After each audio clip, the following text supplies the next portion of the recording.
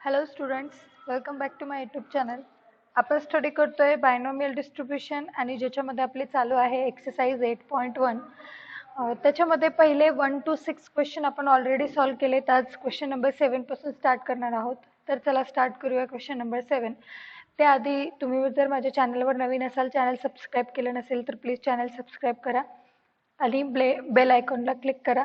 Video आवडला तर like करायला आणि शेअर करायला विसरू नका. Question number 7. On a multiple choice examination with the 3 possible answer for each of 5 questions. Question काय सांगतोय?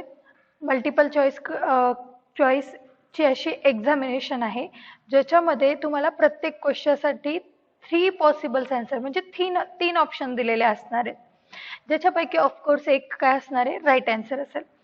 आणि असे तुम्हाला किती क्वेश्चन दिले तर 5 क्वेश्चन दिलेले आहेत, म्हणजेच n ची व्हॅल्यू आहे 5. What is the probability that a candidate would get 4 or more correct answer just by गेसिंग. म्हणजे आपल्याला प्रोबॅबिलिटी फाइंड करायची आहे कुणासाठी? करेक्ट आन्सर साठी. याचा अर्थ काय? आपल्या दृष्टीने जी सक्सेस आहे ते आहे करेक्ट आन्सर देणे. मग प्रोबॅबिलिटी फाइंड करायची आहे कुणाची? तर gate 4 or more, 4 and greater than 4 असं येईल हे. मग 4 पेक्षा मोठा आहे 5 आणि आपल्याकडे ऑप्शन जे होते ते 0 to 5 होते, म्हणून आपल्याला प्रोबॅबिलिटी जी फाइंड करायची आहे ती x is equal to 4 and x is equal to 5 ह्या दोनची ॲडिशन म्हणजेच probability of getting correct answer 4 or more than. तर असा हा क्वेश्चन आहे. n मिळाला आणि आता आपल्याला p माहिती करून घ्यायचा. p म्हणजे काय आहे? Probability of getting right answer. आता बघा, आपल्याकडे ऑप्शन आहे 3. तर 3 पैकी कोणताही एक ऑप्शन हे करेक्ट असणार आहे, म्हणून करेक्ट असण्याची जी प्रोबॅबिलिटी असेल ती 1/3 असेल आणि रॉंग असण्याची जी प्रोबॅबिलिटी असेल ती 2/3 असेल, म्हणजेच 1 - 1/3. p मिळाला, q मिळाला, n मिळालाय. प्रोबॅबिलिटी डिस्ट्रीब्युशन लिहायचं आहे आणि नंतर ही प्रोबॅबिलिटी आपल्याला फाइंड करायची आहे. ॲज युजल सगळं नेसेसरी पार्ट मी लिहून घेते. सो हे झालं आपलं PMF, प्रोबॅबिलिटी मॅथ्स फंक्शन. आता याच्यामध्ये जस्ट आपल्याला जी प्रोबॅबिलिटी फाइंड करायची आहे ते लिहून घेऊया. We have to find the probability of a candidate would get 4 or more correct answer. That is, probability of x is greater than or equal to 4. मग 4 आणि 4 पेक्षा जास्त फक्त आपल्याकडे 4 आणि 5 आहे. एकच नंबर आहे 4 पेक्षा मोठा, म्हणूनच आपल्याला ही प्रोबॅबिलिटी असेल x is equal to 4 plus probability of x is equal to 5. Just ह्या फॉर्म्युलामध्ये आपल्याला x ची व्हॅल्यू 4 टाकायची आणि 5 टाकायचे.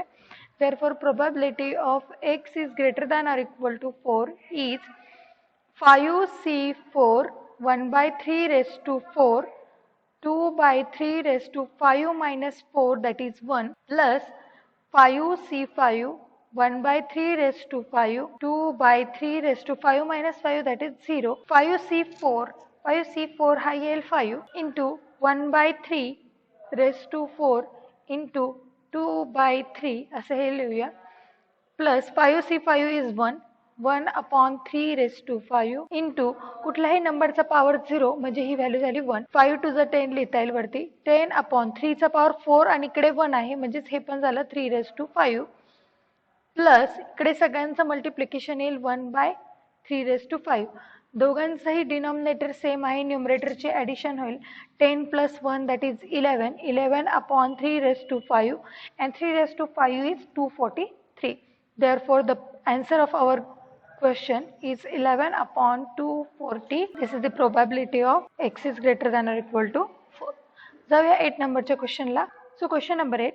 अ person buys a lottery ticket in a 50 lotteries, म्हणजेच n ची व्हॅल्यू ही 50 आहे.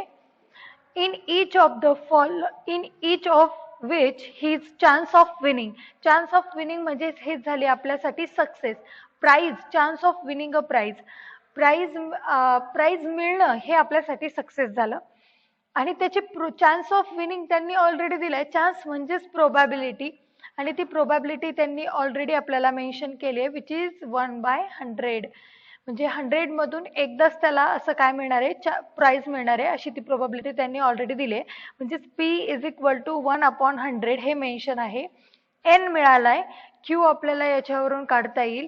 q is 1 - 1/100. So which is the value of 99 upon 100. Q ची व्हॅल्यू पण मिळाली 99 अपॉन 100. P मिळाला, N मिळाला. आता फक्त काय करायचं, प्रोबॅबिलिटी फाइंड करायची. प्रोबॅबिलिटी फाइंड कुणाची करायची बघा. Find the probability that he will win a prize at least one. कमीत कमी एकदा त्याला प्राइज मिळालं पाहिजे. कमीत कमी एकदा. एक हा कमी असेल म्हणजे कमीत कमी एकदा, म्हणजे एकापेक्षा जास्त वेळा मिळाली तरी चालेल.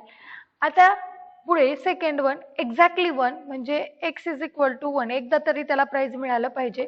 अँड ॲटलिस्ट ट्वाइस म्हणजेच probability of x is greater than or equal to 2. कमीत कमी दोनापेक्षा जास्त असल्या तरी चालतील. तर ह्याप्रमाणे आपल्याला ह्या प्रोबॅबिलिटीज काढायच्यात. नेसेसरी पार्ट लिहून घेते. सो नेसेसरी पार्ट लिहून झाला आपला. आता प्रोबॅबिलिटी फाइंड करूया one by one. So first probability काय बघा, प्रोबॅबिलिटी ऑफ ॲटलिस्ट वन म्हणजे कमीत कमी एकदा तरी ॲटलिस्ट असं लिहूया, पर्सन विन्स अ प्राइज ॲटलिस्ट वन असं लिहूया. म्हणजे कमीत कमी एक वेळा तरी त्याने प्राइज जिंकलंच पाहिजे. कमीत कमी एक आणि जास्तीत जास्त किती चालतील, तर आता आपल्याला n ची व्हॅल्यू 50 आहे म्हणजे कमीत कमी एक म्हणजे 1 पासून 50 पर्यंत सगळे. मग आता ही प्रोबॅबिलिटी काढणं सोपं नाही. मग आपण याच्यावर शॉर्टकट काय यूज करू शकतो, 1 मधून प्रोबॅबिलिटी मायनस कुणाची करायची, तर x इज लेस दॅन 1. इथे जर greater than or equal to 1 असेल तर इथे त्याच्या अपोजिट लेस दॅन घ्यायचा आणि ती प्रोबॅबिलिटी 1 मधून मायनस करायची. आता x पेक्षा छोटा 1 पेक्षा छोटा आहे फक्त 0 म्हणजेच 1 minus probability of x is equal to 0 एवढंच आपल्याला फाइंड करायचं आहे. Therefore p of x is greater than or equal to 1 is 1 minus x ची व्हॅल्यू 0 पुट करा ह्या आपल्या प्रोबॅबिलिटी डिस्ट्रीब्युशन मध्ये. So 50c0 1 upon 100 raised to 1 and 99 upon 100 50 minus x is 0. Here x is 0, इथे 0 येईल. तर आता 1 minus 50c0, 50c0 हा येतो 1. कुठल्याही नंबरचा पॉवर तोही 1 येईल. 0 असेल तर तो पॉवर पण 1 येतो. So into 99 upon 100 bracket raise to 50. Of course आता एवढं मोठं कॅल्क्युलेशन आपल्याला करायचं नाहीये. So 1 minus 99 upon 100 bracket raise to 50 ही व्हॅल्यू अशीच ठेवली तरी चालणार आहे कारण हे एवढं कॅल्क्युलेशन करत बसायची गरज नाही. सेकंड वन बघूया. Probability of a person win a prize exactly once म्हणजे फक्त एकदा त्याला प्राइज मिळालं पाहिजे. म्हणजेच आपल्याला फाइंड करायचं आहे probability of x is equal to 1. मग जस्ट त्याच्यामध्ये 1 x ची व्हॅल्यू 1 पुट करा. 50c1 1 upon 100 bracket raise to 1 99 upon 100 50 minus 1 50 minus 1 that is 49. So 50c1 झाला 50 into 1 upon 100 into 99 upon 100 bracket raised to 49. तर 15 इकडे डिवाइड होऊ शकतं. सो फायनल आन्सर जे असेल ते असेल 1 upon 2 into 99 upon 100 bracket raised to 49. हे पण आपल्याला सॉल्व करायची गरज नाही. आणि आता last third one, probability of a person win a prize at least twice. At least twice म्हणजेच probability of x is greater than or equal to 2 म्हणजे सेम पहिल्यासारखंच आहे. म्हणजेच आता ही प्रोबॅबिलिटी फाइंड करणं सोपं नाही. म्हणून probability of x is greater than or equal to 2 याच्या ऐवजी आपण प्रोबॅबिलिटी कुणाची काढू शकतो, 1 मधून probability of x is less than 2. आता x इज लेस दॅन 2 मध्ये कोण कोण आहे, 1 आहे आणि 0 आहे. म्हणजेच हे आपण असं लिहू शकतो 1 minus probability of x is equal to 0 plus probability of x is equal to 1. ह्या दोघांची ॲडिशन 1 मधून मायनस केली तर आपल्याला रिक्वायर्ड आन्सर मिळेल. So 1 minus x is equal to 0, 0 value put करा. हे बघा इथे आपण हे ऑलरेडीच केलंय जे येतंय किंवा करूया 50c0 1 upon 100 bracket raise to 0 99 upon 100 50 minus 0 that is 50 plus 50c1 जे आपण याच्यामध्ये सॉल्व केलेलं आहे 1 upon 100 bracket raise to 1 into 99 upon 100 bracket raise to 49 ह्याप्रमाणे. सो 1 मायनस ही जी प्रोबॅबिलिटी होती ती बघा आपली ही आहे, म्हणजेच ती प्रोबॅबिलिटी जी आहे ती 99/100 ब्रॅकेट रेस टू 50 आहे, कारण 50C0 हा पण 1 आहे, ही पण व्हॅल्यू 1 आहे, प्लस 50C1 हा येतो 50 into 1/100 into 99/100 bracket raise to 49, म्हणजे हे पण पूर्ण झाला 1/2. सो जे फायनल आन्सर असेल त्याच्यामध्ये अजून थोडेसे 1-2 स्टेप आपण जाऊया पुढे, which is equal to 1 minus in bracket 99/100 bracket raise to 50 in plus 1/2 99/100 bracket raise to 49. आता हवं तर तुम्ही याच्यातून 99/100 ब्रॅकेट रेस टू 49 कॉमन घेऊ शकता, म्हणजेच 1 minus 99/100 bracket raise to 49 common घेतला तर इथे राहिला 99/100 प्लस इथे राहिला 1/2. तर हे थोडंसं सिम्प्लिफाय केलं, 1 minus 99/100 bracket raise to 49 which is 198 plus 100/2 into 100, that means 1 minus 99/100 bracket raise to 49 which is 298/2 into 100. तर 2 ने डिवाइड केलं तर 1, 2 1 जा 2, 2 4 जा 8, 2 9 जा 18, म्हणजेच हे जे आन्सर मिळालं 1 minus 149 into 99 raise to 49 upon 100 raise to 50. मी फक्त हा जो 100 होता तो इथे ब्रॅकेट रेस टू 50 करून टाकला आणि हा 49 वेगळा लिहिला आणि 99चा पण पॉवर वेगळा लिहिला, असं फक्त केलंय. तर ही झाली आपली थर्ड प्रोबॅबिलिटी. तर हा आपला क्वेश्चन जो होता क्वेश्चन नंबर 8 इथे आपला कंप्लीट झालाय. जाऊया पुढच्या क्वेश्चनला. Question number 9. In a box of a floppy disk it is known that 95% will work. म्हणजे एक फ्लॉपी डिस्क असलेला बॉक्स आहे ज्याच्यामध्ये ज्या डिस्क ऑलरेडी ठेवल्यात त्यातल्या 95% ह्या वर्किंग आहेत. आपल्याला माहिती नाही त्याच्यामध्ये किती आहेत, पण 95 वर्किंग आहे म्हणजेच. आणि आपल्याला बघा काय केलंय पुढे, sample of 3 of the disk, म्हणजे 3 फक्त 3 शी आपल्याला घेणं आहे, 3 फ्लॉपी डिस्कची, n ची व्हॅल्यू 3 झाली. Is selected at a random, find the probability that none 1 2 and all 3 the sample will work. म्हणजे आपल्याला अशा डिस्क शोधायच्या आहेत ज्या वर्किंग आहेत.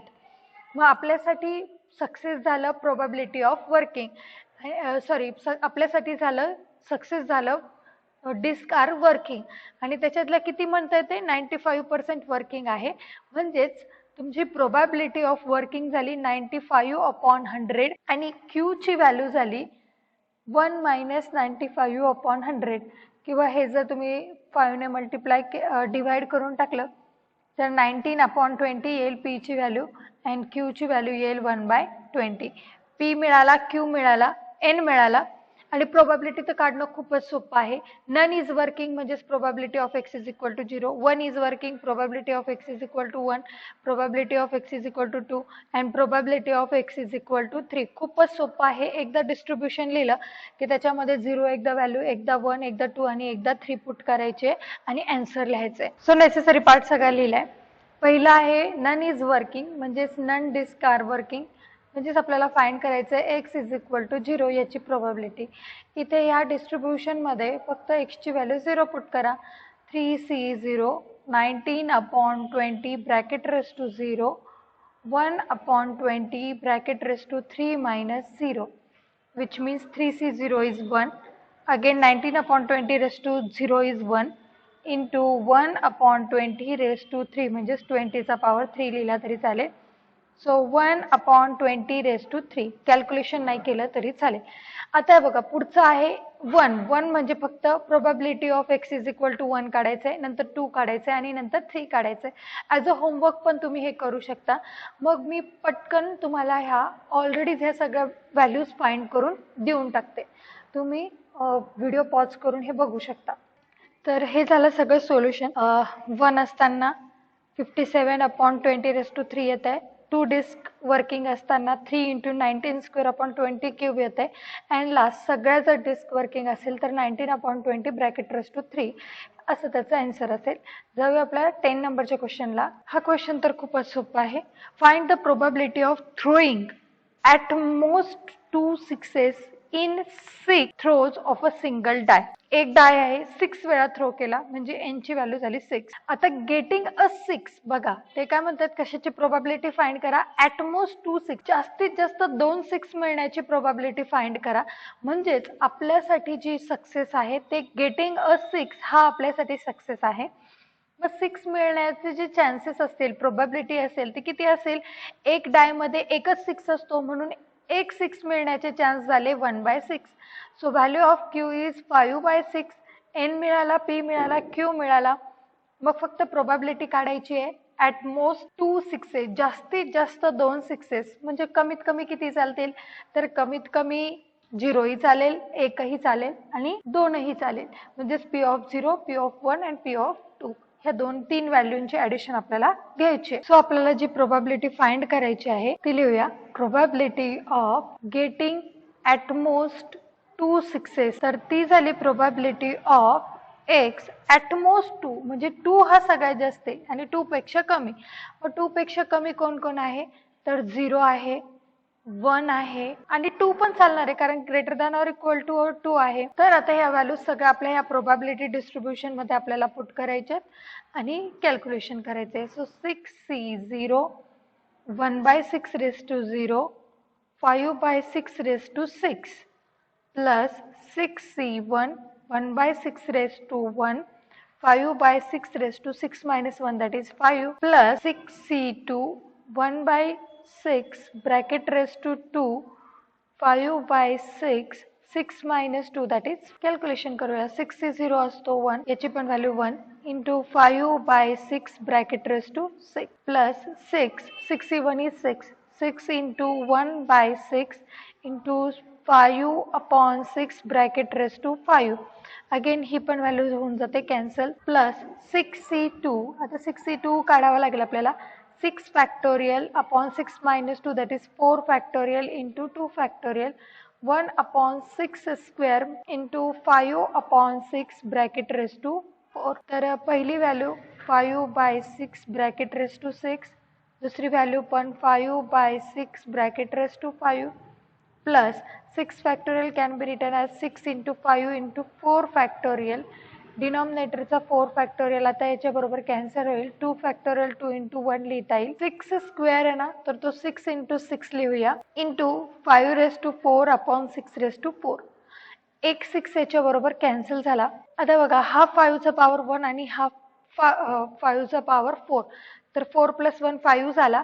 तसेच हा 6 चा पॉवर 1 आणि इथे 4 plus 1 5 झाला. So 5/6 bracket raise to 6 plus 5/6 bracket raise to 5 plus ह्या दोघांमधून जी कॉमन टर्म असणार आहे ती 5 raised to 1 plus 4 that is 5. डिनॉमिनेटरला असेल 6 raised to 5 म्हणजेच हे असंही लिहू शकता तुम्ही. दोघांचा पॉवर एकदाच लिहिला तरी चालतोय. आणि डिनॉमिनेटरला हा एक 2 राहिलाय बघा आपला तो 1/2. तर आता या दोघांमधून 5/6 ब्रॅकेट रेस टू 5 कॉमन घेऊ शकता. पहिली टर्म आपण अशीच ठेवूया. दोघांमधून 5/6 रेस टू 5 कॉमन घेतला तर इथे राहिला 1, इथे राहिला 1/2 म्हणजे हे झालं 3/2. 5/6 bracket raise to 6 plus 3/2 5/6 bracket raise to 5.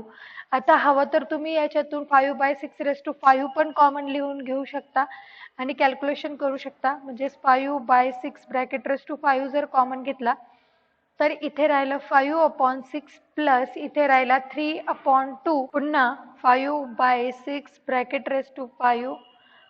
Calculation करा. इथे 3 ने मल्टिप्लाय केलं तर डिनॉमिनेटर सेम येईल. सो 5 प्लस 3 3 जा 9/6 which is equal to 5/6 bracket raise to 5 to 14/6.